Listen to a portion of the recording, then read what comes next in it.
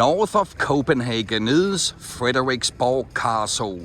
King Frederick II bought the castle in 1550 and renamed it Frederiksborg, which literally means Frederick's Castle. And kings have over the centuries used it for different purposes. King Frederick II used the bathhouse in the castle park as a hunting lodge during the summer months. It had an ideal location for hunting because of its central location in Frederiksborg's forests and fields.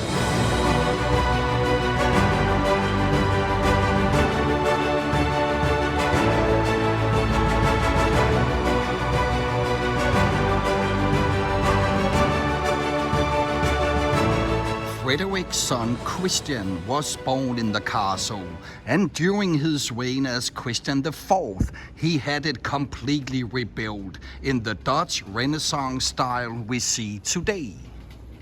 Later on, in the 1800s, King Frederick VII named this island in the castle park after his wife Louise.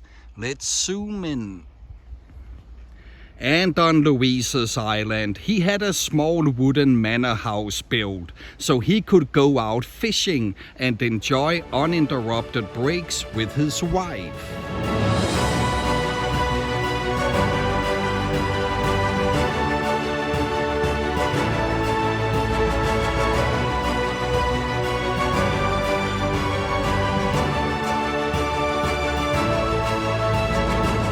Frederiksborg Castle was the first Danish castle to be built inland. All previous castles had been on the coast or close to ports, as the sea had traditionally been the principal means of travel. This castle was also the first to be built for purely recreational purposes rather than for defense. You can find sculptural decorations evoking astrology and mythology all around, and many of the window gables display statues of historic emperors, such as Alexander the Great and Julius Caesar.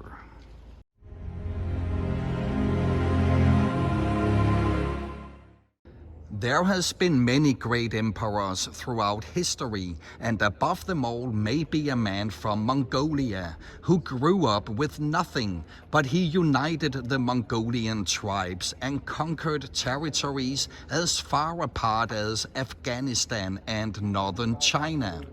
What's the name of this person who conquered almost 4 times the lands of Alexander the Great?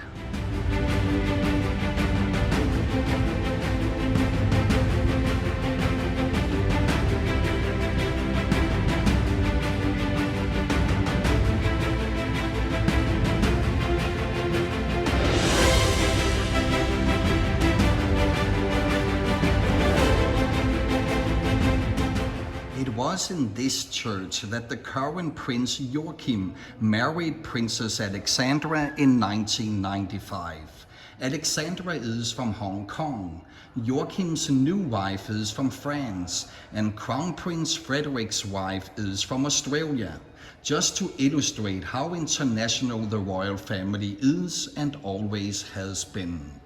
Prince Joachim is the second-born, so he doesn't have the title of Crown Prince, who is the first in line to take over as king when Queen Margaret steps down.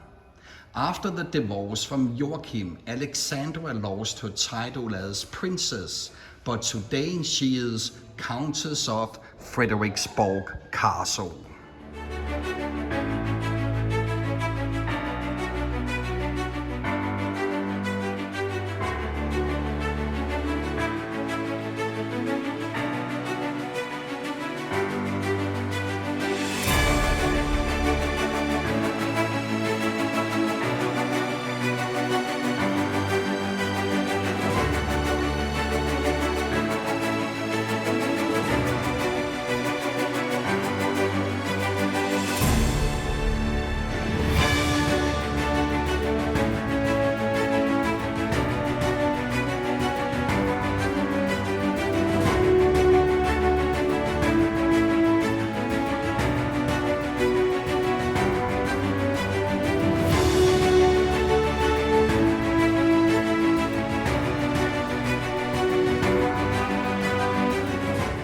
The Neptune Fountain is a sculptural masterpiece. It was created in 1620, and the sea goddess Neptune is the central figure, while tridents piping their seashells decorate the outer basin.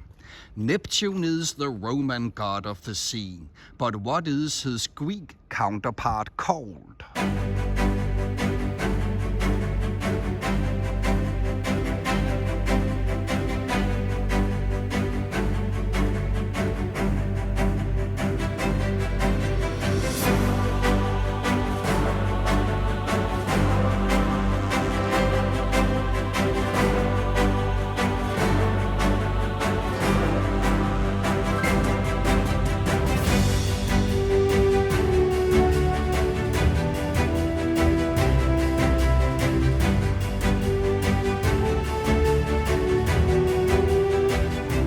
Frederiksborg Castle opened to the public as the Danish Museum of National History in 1882. This means that you can visit the Great Hall, the Audience Chamber, and the Rose Room, which is the dining room. And that's just to name a few, because there are 70 rooms across the King's Wing and the Queen's Wing.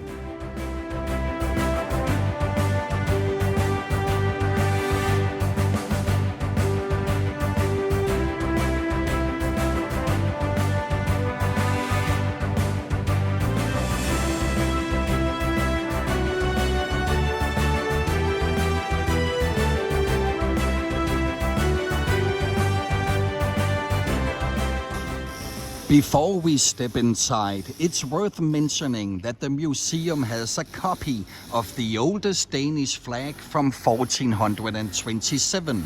Unfortunately, the original flag was destroyed by bombing in World War II.